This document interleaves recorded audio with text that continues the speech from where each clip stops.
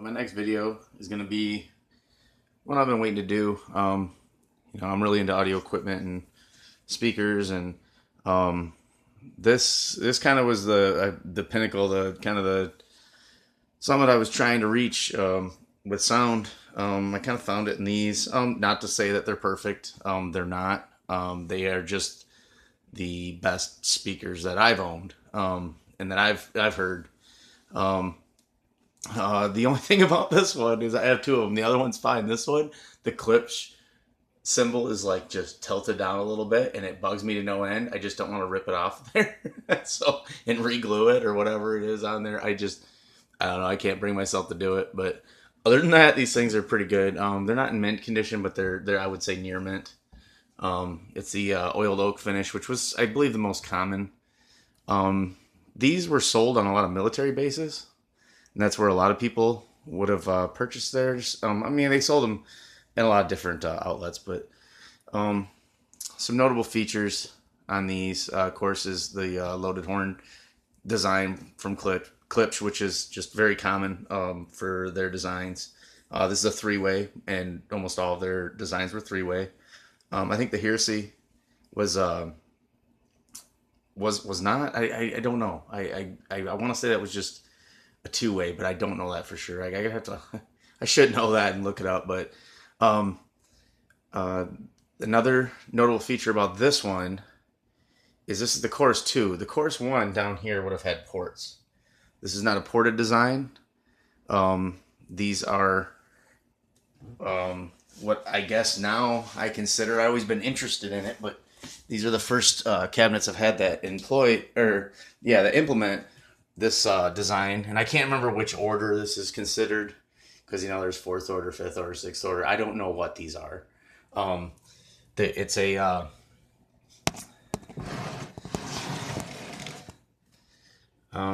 what do they call it? Passive radiator design, and the back is kind of dirty. It's got some cobwebs and some dust because I haven't had to turn these around in a couple years. But see if I can get some light here. You can see there's the 15-inch passive radiator driver on the back. I'll have to get that cleaned up. Really should have done it before the video, huh? You can see here. But these are raw videos. I'm just bringing you what I got. There's hopefully a few errors and a lot of truth in my videos. There's the Klipsch Chorus II. You can see it's if it's enough light, 8 ohm nominal impedance. These were from this model was made in '94. You can tell right there by the third and fourth number.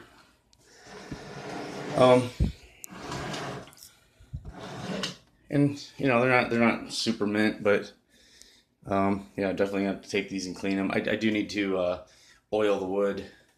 They look pretty gorgeous when done, and this is it's just a veneer, but it's real wood veneer. The walnuts, I would like to have a pair of those. I don't. I don't know. They're a little darker. I don't know. Klipsch had different finishes to their speakers. And some of them were, I want to say there's like some zebra wood one that just looks amazing. They were crazy expensive, but I don't know that the Klipsch Chorus 2 or Chorus came with that, or was as an option ever. They're pretty good looking speakers. It's definitely the older design of being just a square box. That what makes it unique is that passive radiator. I believe that the Forte 2s, which people rave about a lot, I think that had a 12-inch driver and then a 15-inch passive, I believe was a setup on those. And those seem to get a lot more people talking about them maybe than the Chorus 2s, but they're also a lot more common because they were at a lower price point. I don't know if it's a lot lower. I want to say that these maybe MSRP were maybe $1,400, so like about $700 a piece, and possibly I don't know. It seemed like I was reading a lot of people saying they paid a lot of 1,100, so maybe 550 a piece is what was actually paid for these originally.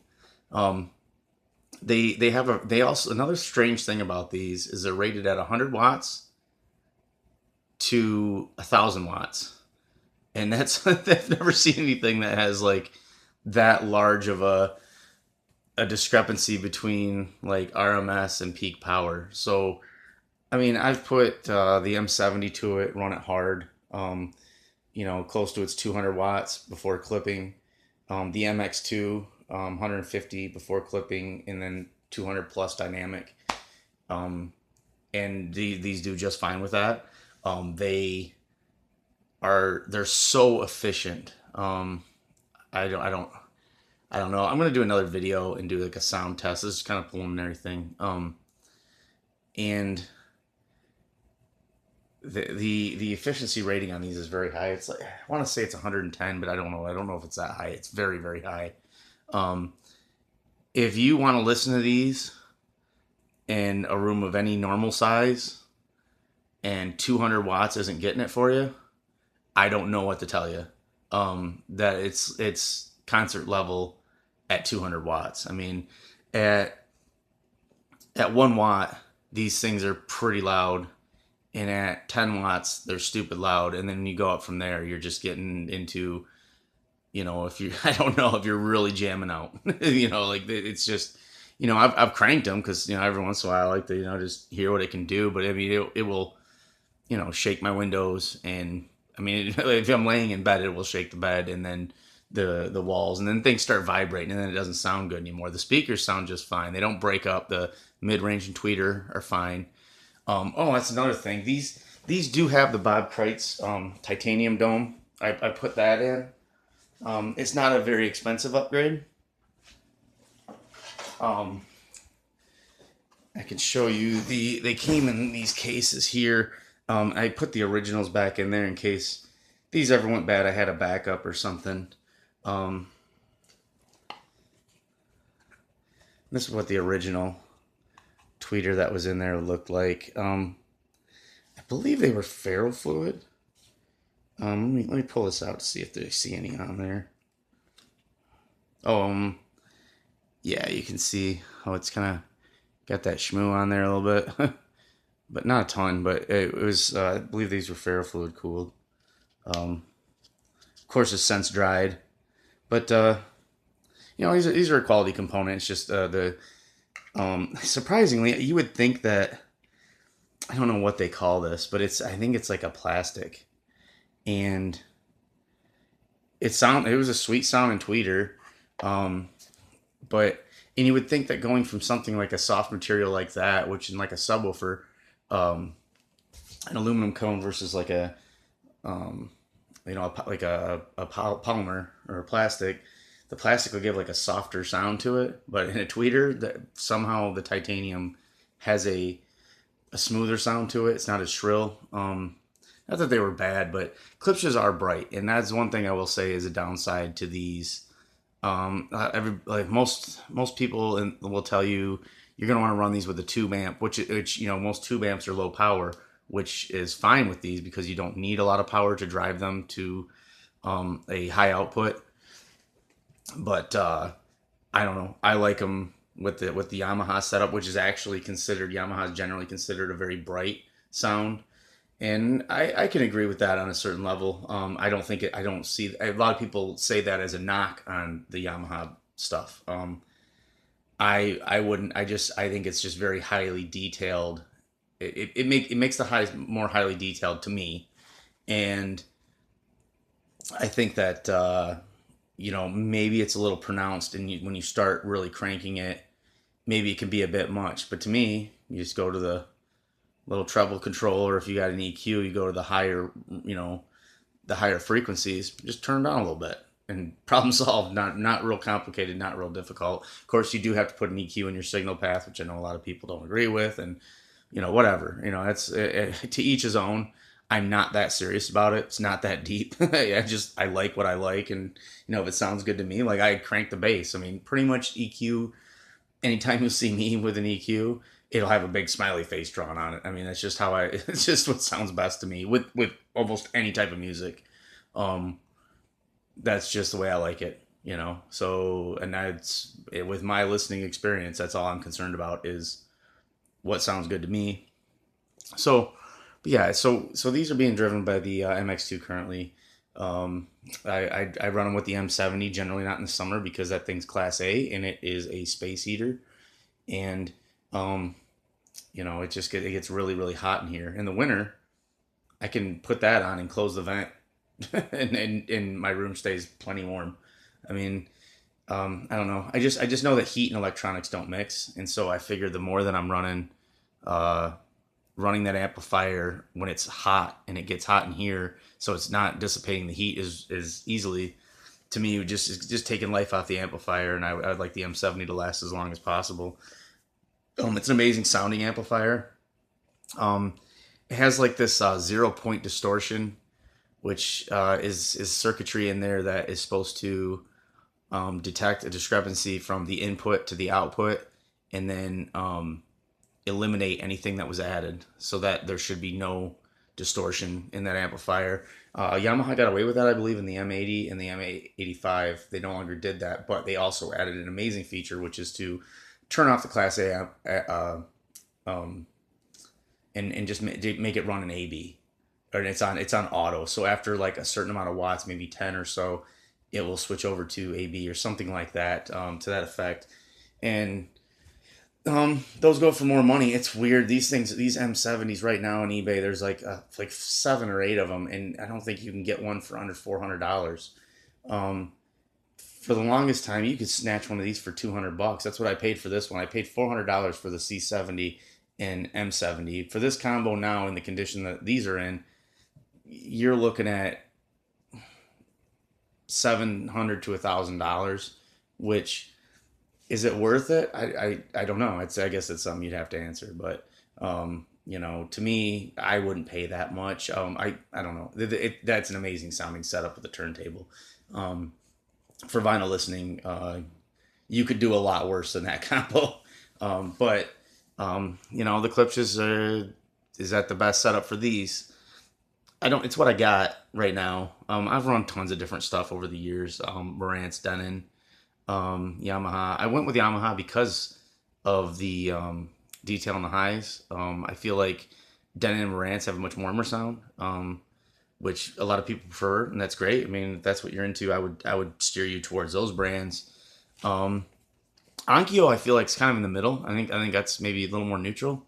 Um, I don't know. I guess that would be probably my second choice to Yamaha, is to go back to an Onkyo. I can't remember the model numbers I've used of the Onkyo, but they were probably late 90s, early 2000s, just like the Yamahas I like to run.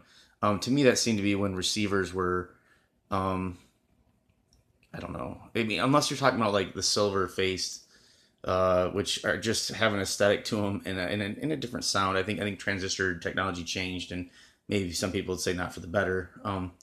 But as far as these, and these things just don't go. I think they'll go up in short order.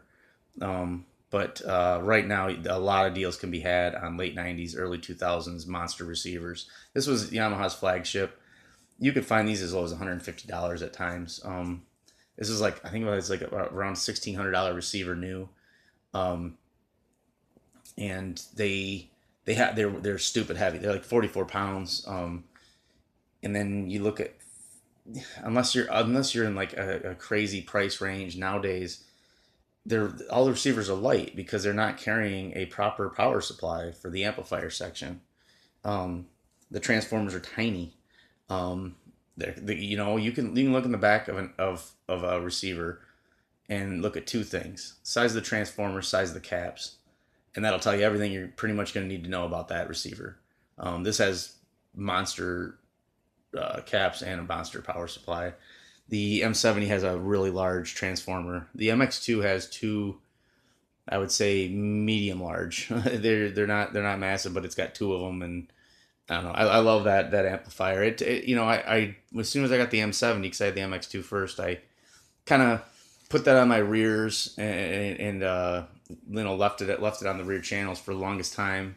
And I was like, I want to hear what it sounds like with the M70 on the rear channels and the MX2 on the fronts. And I like the bass output on the Klipsch's, because they, I don't know, I'll compare it to two other sets of speakers I think that are comparable.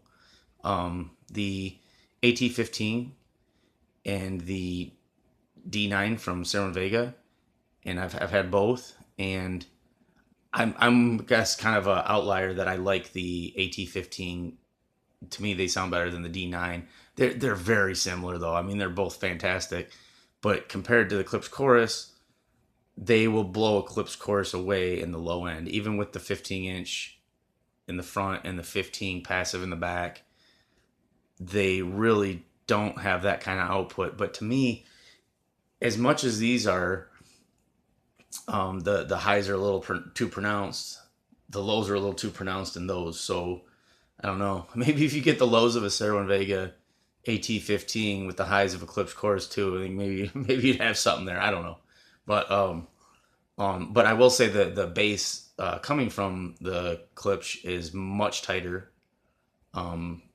It's very punchy. I don't know. It sounds more realistic when you hear a kick drum. A little bit more boomy in AT15.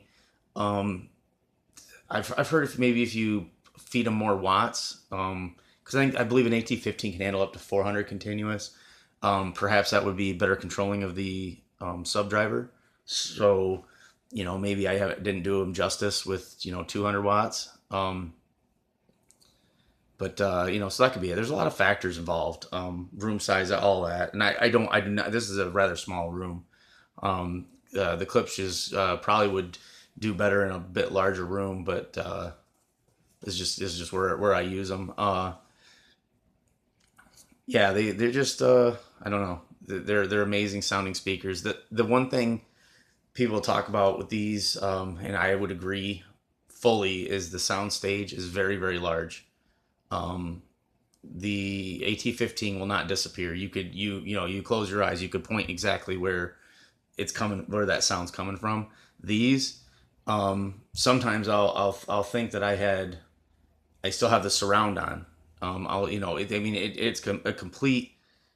It's surround sound just in stereo. I mean, that's how good they are. And you can pick out individual instruments. The staging is amazing on these. Is there speakers that are better? I'm sure there are.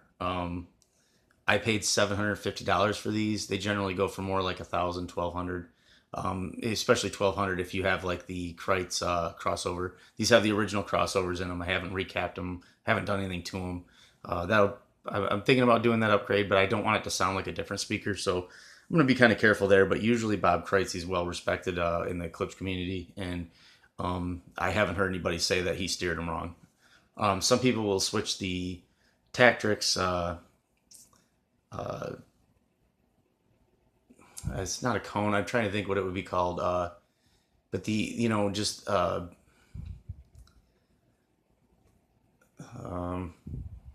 dome. I don't know. I don't know what it's called on a what they call it, the squawker or a mid-range horn. But anyway, if you pull that out and you can get a titanium one. He does not recommend that you do that. Says that it'll actually lessen the sound quality of this speaker. I read a side-by-side comparison that a couple guys did with these to the Cornwall, which is how I first heard about Klipsch. I knew about them, but I didn't really know, where they stood in the hierarchy. And people insisted that they were far superior. The Cornwall was far superior to an AT15, and I'm like, I don't know how that could be possible. Because at the time, AT15 was the best speaker I ever had.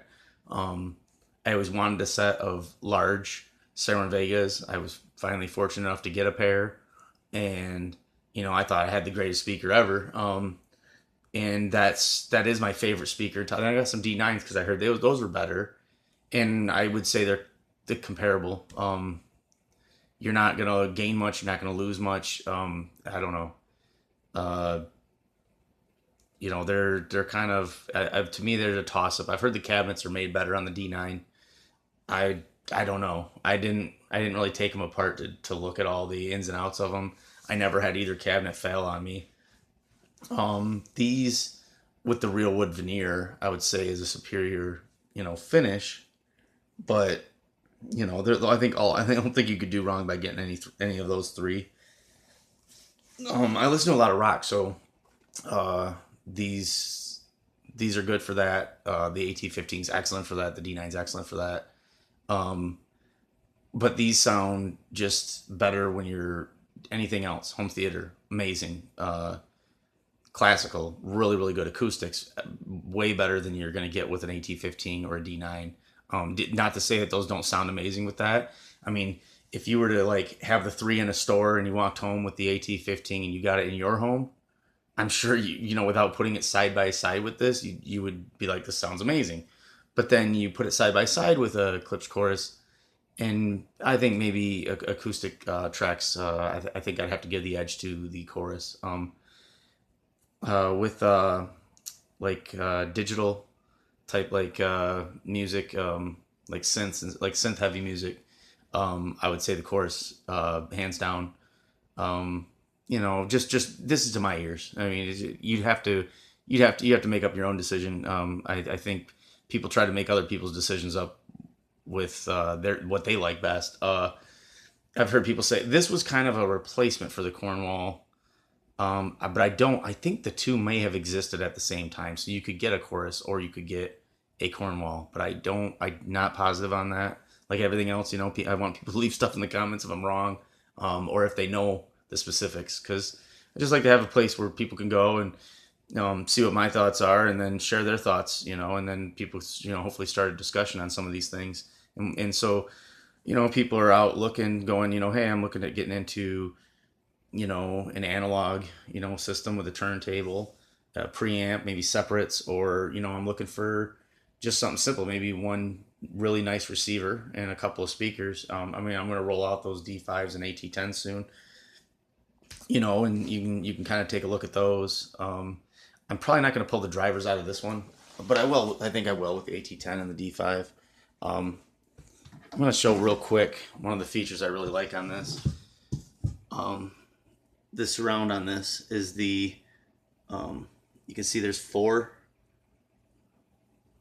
it's four rolls on a fabric surround.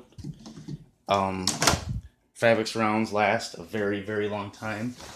I don't know what their compliance is versus a foam surround. I know foam surrounds are often chosen for a couple of different reasons, but that they can have high compliance. I would think that a rubber surround or a polypropylene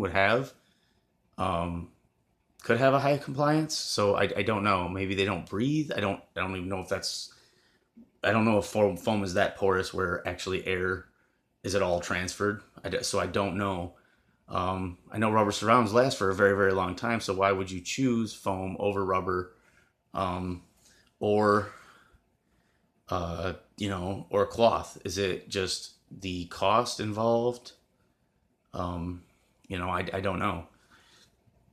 The passive radiator on the back also has the same cloth. I mean, it's an identical driver, other than the motor assembly is no longer there, and there's weight attached to the cone assembly to tune frequency of these. These do not do great at low frequencies, but like most music, I mean, if you can get down to 40, 35 hertz, you're just fine.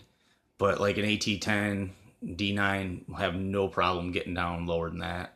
So they will outperform a Klipsch chorus in that respect. But as far as tight, punchy, like kick drum bass, I mean it'll punch you in the gut, but this will too, and it'll just be a tighter sound. Um, but I don't know. Like I said, the AT-15 was my favorite speaker up until I got these, and I just happened upon these in a pawn shop, and and I didn't even actually know anything about the chorus. I knew about the Cornwall, the Heresy, the Klipsch horns, the La Scalas. Never heard of the chorus two or the chorus. And then but I looked at it and looked at the quality of this. The chorus one did not have the Tactrix mid range, which is a lot of people say that the Tactrix is a superior mid range. I don't know. I haven't heard a pair of choruses. I'm sure they sound fantastic too. So, um, but the just looking at the speaker, I knew that there was some high quality components used, and that it's a Klipsch this large was going to be a good speaker and a good value at $750. Something I wasn't going to lose money on. Had I bought it, didn't like it, and chose to sell it, was not worried. I mean, everything has a price. I mean, obviously, I would sell these for a price, but I have no interest in selling them. I would sell everything else in my collection before I'd sell these. This would be the last audio piece that I would hold on to. Probably the C70, M70, and these would be the last three things to go. I'd sell all my car audio before, and the turntable, and even the 2092 and the MX2 before I sold those three pieces. Just because the condition of the C70 and M70, you could find those, but they're not in the condition of the ones that I happen to find. I got really lucky. The 2092 can be found fairly easily and at a fairly cheap price.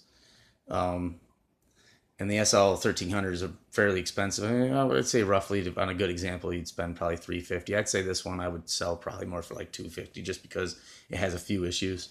So I would say probably easily $100 of work needs to be done to that. So that's just how I came up with that number. But I don't know. Throwing out numbers is kind of arbitrary and hard to really define. And when you're talking about vintage equipment like this, I'm trying to think. Oh, another thing too is to tow these in a bit in a corner seems to sound best to me, being about a foot away from it. Um, I've played around with them a little bit. That just sounds the best in this room. It could vary in other rooms. I mean, this room has this Fox wood floor, and it's not the best for sound. A little echoey. But I mean, it's still. I mean, I have an amazing listening experience in this room. Um, yeah, I don't know what else to say about them.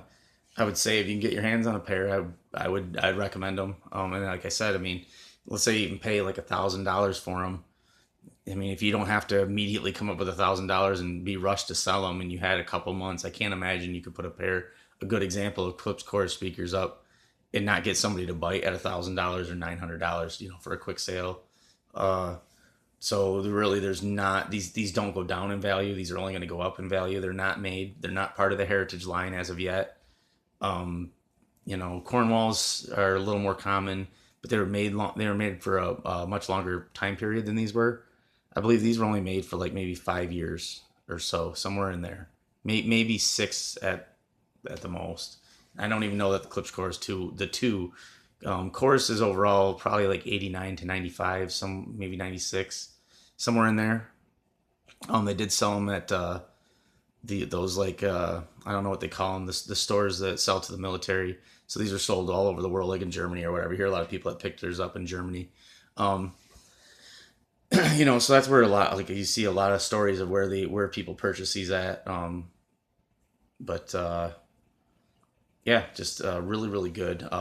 They've been compared favorably to a Cornwall. But I have to admit, I haven't really heard Cornwalls, so I can't really tell you if these would be better or worse than a Cornwall. They could be highly inferior to a Cornwall for all I know. They could be way better than a Cornwall for all I know. I don't have no idea. I have no frame of reference.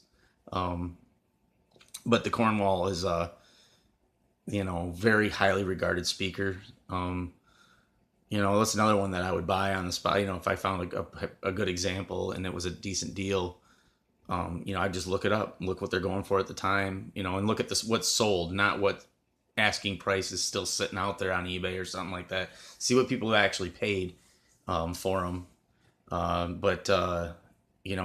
Those had, I believe, three different models. I believe like a Cornwall 1, the 2, and the 3. I believe those they probably sold for 30 years or so, but their cabinets are, these are large cabinets. These things weigh about 90 pounds a piece. Those cabinets are wider but shorter. A Cornwall would come roughly up to like here, but it would be way wider.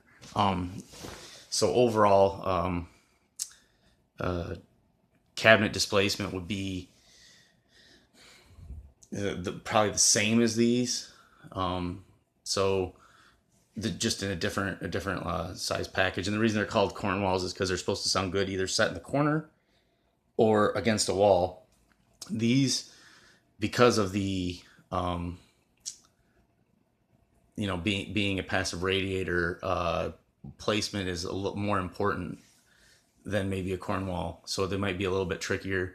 And then also, the Chorus one was front ported, so I think those may be easier to place in these as well. But yeah, I mean, these, just it's a different kind of speaker for me, a different level, where you can, if you can't really tell where the sound's coming from. It's really, really amazing. They just disappear into the room. I guess after listening for a while, you kind of start to just become accustomed to it. But then you'll go and you'll listen to like a sound bar and a subwoofer setup, watching TV or something, and you just go, oh my gosh, that doesn't sound nearly as good. So you then you come back and hear this and you're like, wow, it does sound amazing. So it is definitely a different experience, and one that you appreciate the longer you have them. That's all I have.